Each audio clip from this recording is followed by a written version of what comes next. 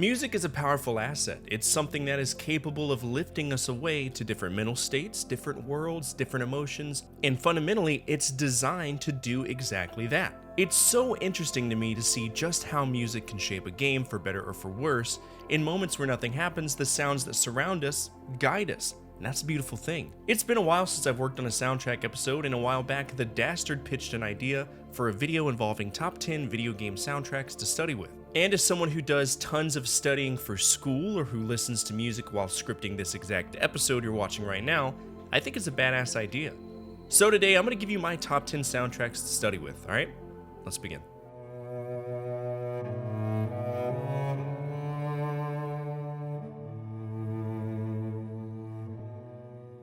There was a point in my life where I was addicted to the idea of minimalistic games, ones that are defined by a simple plot and empowered by vibrant artwork and powerful music. To me, Journey was exactly that. Journey is one of the few games created by That Game Company, that's their name. They're same folks who created Flow and Flower, both equally minimalistic games that have their own unique charm. In Journey, we simply play a robed character and we just walk and occasionally fly. We travel through this open expanse of a desert. There's no dialogue. The entire story is told through visual experiences, and I loved it. Maybe one day I'll stream it. It's worth checking out. Here's some of the songs from it.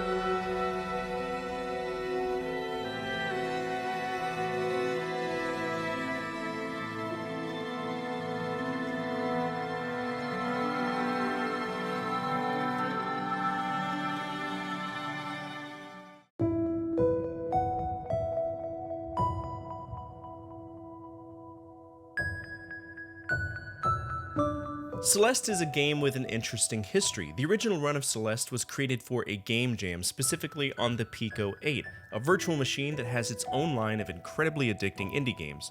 And due to how successful it was, Maddie Makes Games decided to release it on a larger platform and make it a proper game. And I'm glad that they did, because this game is easily one of the most incredible PC games I've ever had the luxury of playing. As a game, it's simply brain candy, if that makes sense. We suffer so often with failure, but not in a way where our forward progress is impeded. The music is gorgeous, the visuals are fantastic, and from top to bottom, this game is 100% worth checking out. I struggled to put it down after I started, and there aren't many games that I can say that for. The music itself is composed by Lena Raine, and guess what? I'm actually going to lose money for this video because her music is copyrighted, but that revenue will at least go to her, and I'm okay with that. At the end of the day, these videos serve as a catalyst to making your day a little bit better. And I get to support an artist that poured her heart and soul into making a badass soundtrack. It's a win-win for everybody.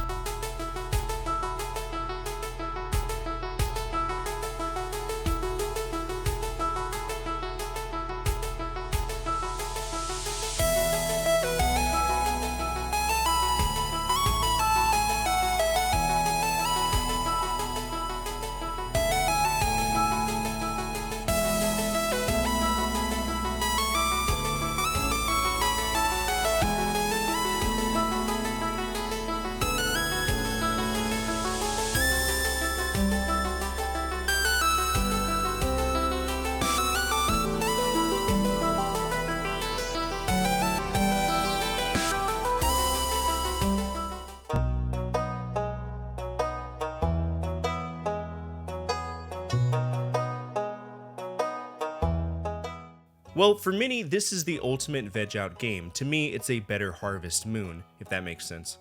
At its core, it's a farming simulation game, and the whole idea is that we inherited a plot of land and a small home, and it's our job to run a farm. Forever. Now, in my case, I don't traditionally play games that can't be beat, but if the game is therapeutic enough to keep my attention damn near perpetually, that's an accomplishment.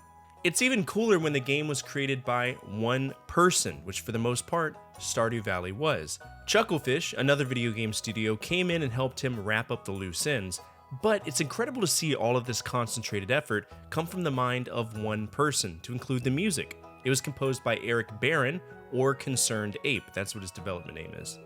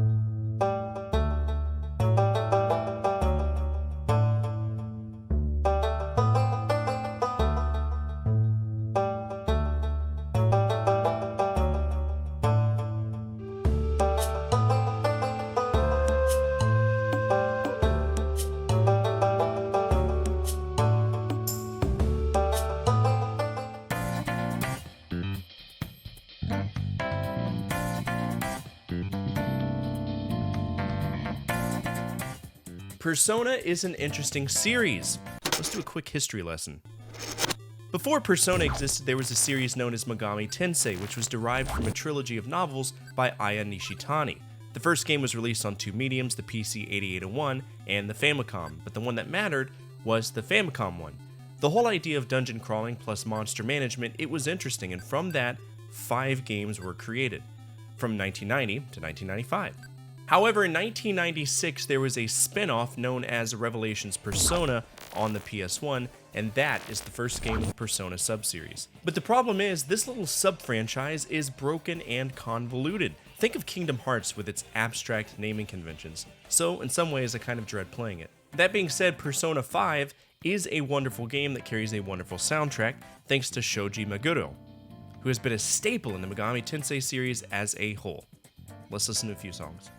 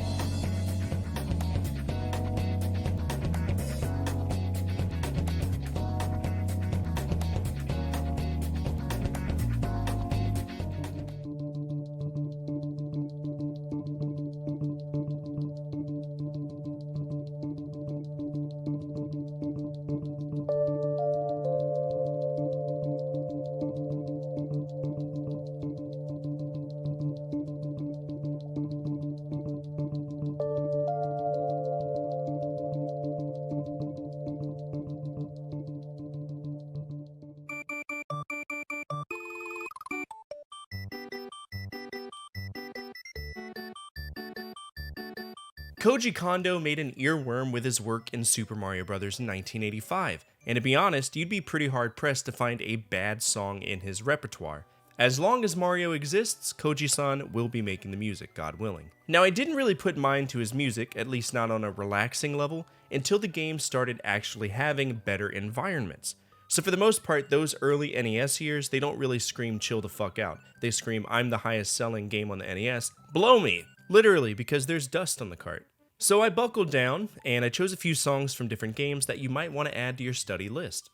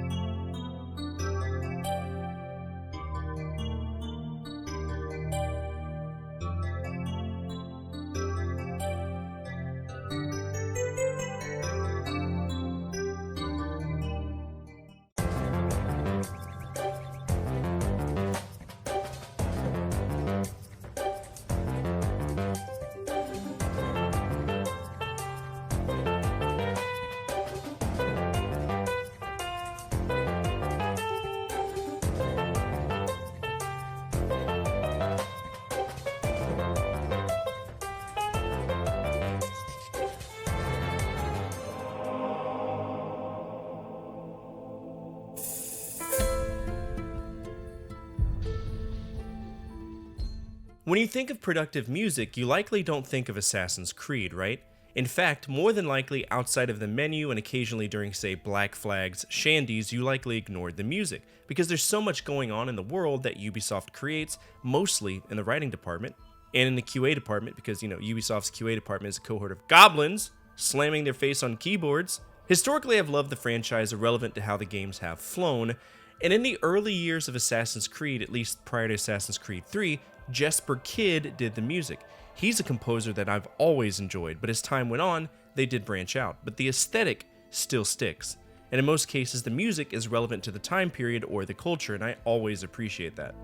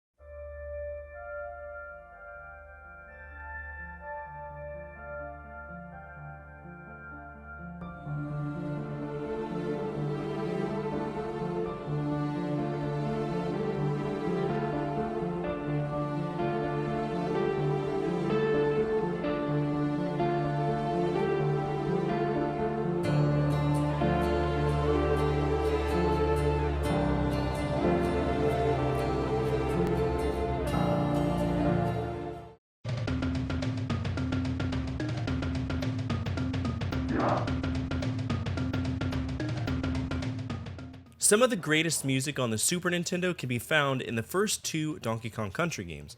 David Wise as a composer is fundamentally amazing. He's capable of bringing in these incredibly organic sounds, and to me, his music is better than the game.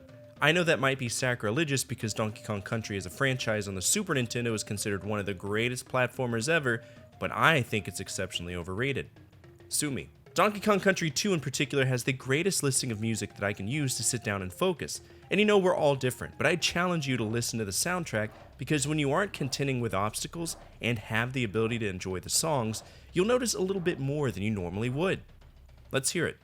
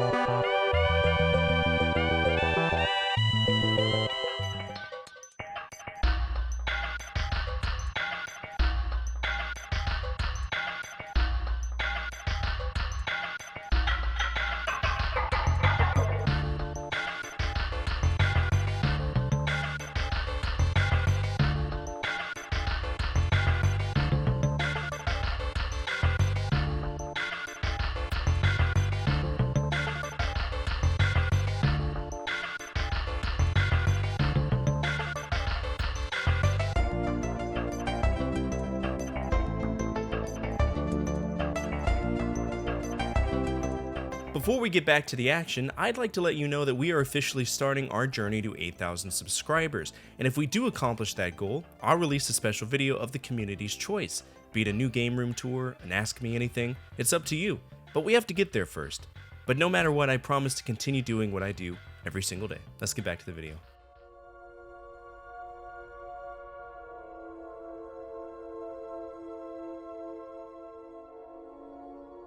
The Elder Scrolls has always had great music. The first two games, at least in the mainline series, has music from Eric Heberling, but to me, that mid-90s sound was common in RPGs, so it didn't really stand out. It took someone special to improve the music of the Elder Scrolls franchise, and that someone is Jeremy Soule, whose first Elder Scrolls game was Morrowind. To hear Jeremy's music is to be transported to a realm only one would dream of being in. His compositional style is warm, it's enveloping, it's a brain hug. You truly feel like you're present in those environments, and that is not an easy task. Now to me, out of all of the soundtracks he's worked on, Skyrim is one of the best, but let's not forget, he has phenomenal compositional credits on a wide variety of franchises. He's dipped his toes in D&D, Star Wars, Unreal, Rugrats, Guild Wars, it's insane.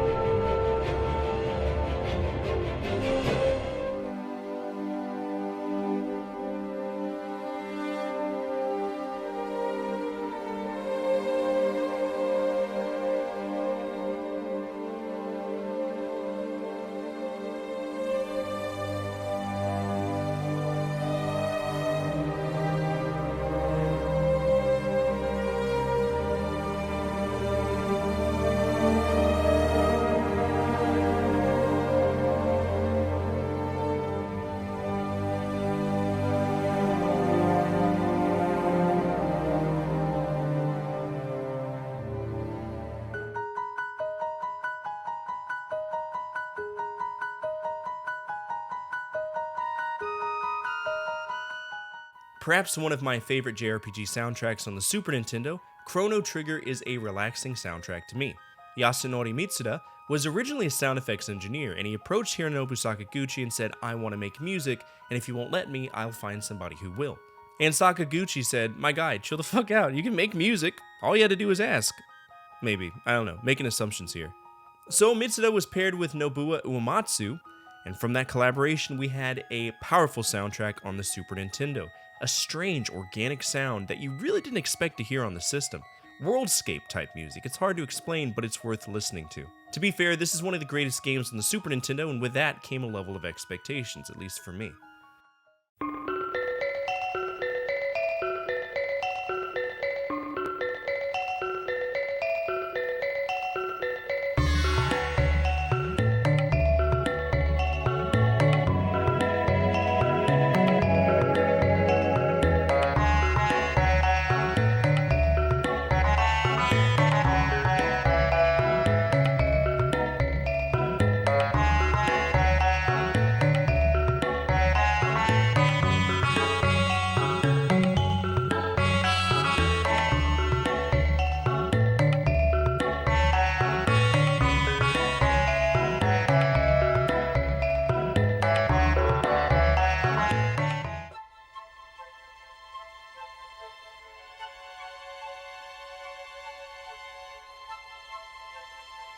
Now I know I prefer more calm music, but there are folks out there who do financial planning to sublime and do yoga to mayhem. We all have different ways of learning and different ways of feeling comfortable. Some of you might prefer doom music, that epic urgency that gives us some inside motivation to accomplish what we're trying to do. But for me, if I got that hyped up, I'd probably work out, right? That's just how I am. The closest I would likely come to having a game giving me a more upbeat studying environment would likely be Halo, because it's inspiring, motivating, it's got the beats per minute that don't distract me as a product of a Ritalin world, you know what I mean? ADHD generation.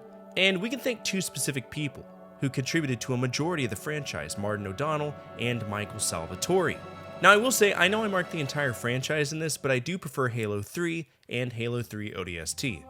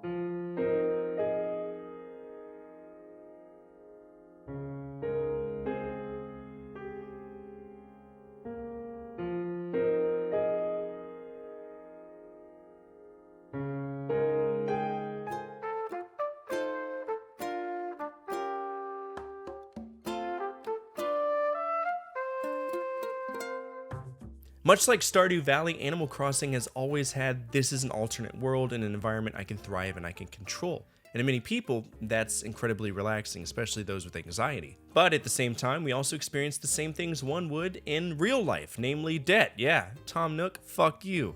But seriously, Animal Crossing whips us away to a whimsical world that is calm, comforting, and therapeutic, to say the least. I've never actually taken the time to play one, and there are quite a few games, and from all of those games, there is one common denominator, Kazumi Totaka, who creates simple melodies that fit whatever mood we want to be in. If we're feeling sad, there's uplifting music. If we're tired, there's music that can help us sleep. But if you want something to accompany your day, Animal Crossing has historically delivered. But I will say, to me, New Horizons was probably the best one, both in gameplay and in music.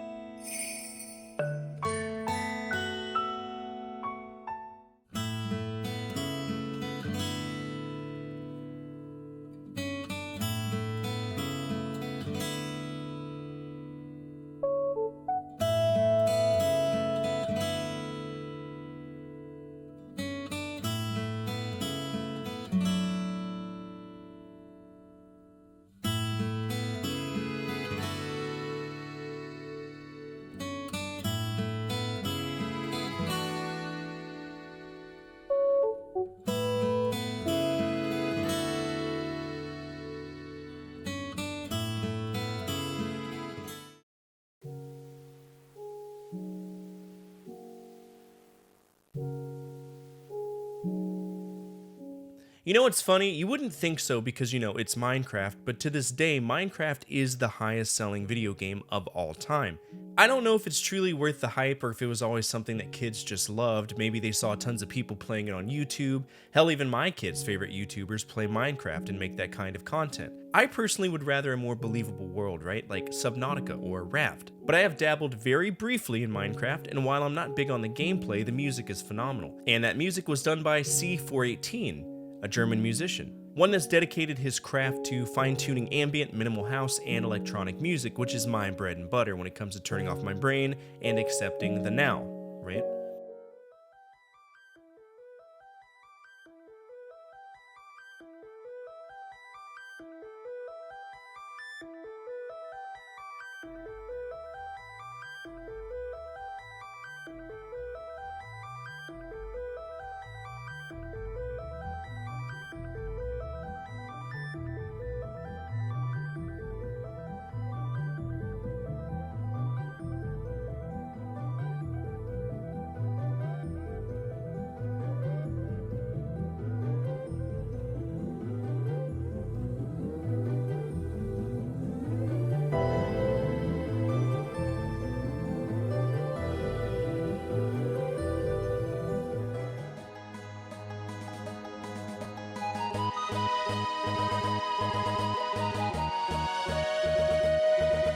To me, a solid RPG requires a few different things. Obviously, you're going to have an incredible amount of exposition, and that exposition needs to be represented by amazing artwork, because we need to have a way to make our story believable. We need to assign a role to our characters, be it us or someone else.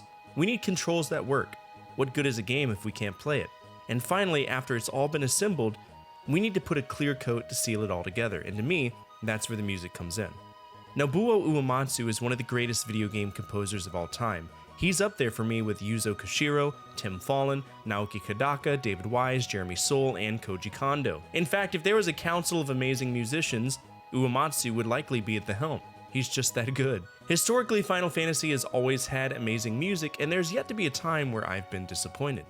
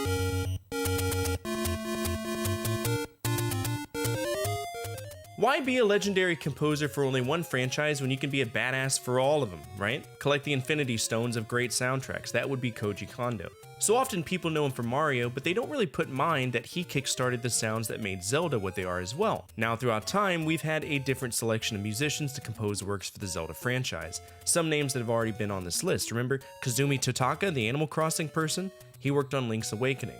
But for the most part, it's always been Koji-san. Here are some of my favorite tracks throughout the years, ones that I always tend to return to.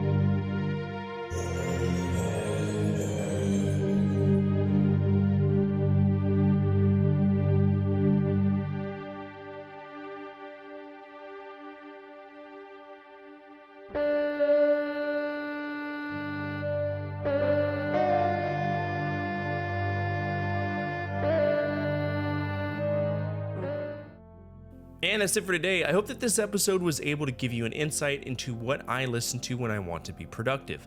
But I would love to hear from you, what you listen to when you have something important to do.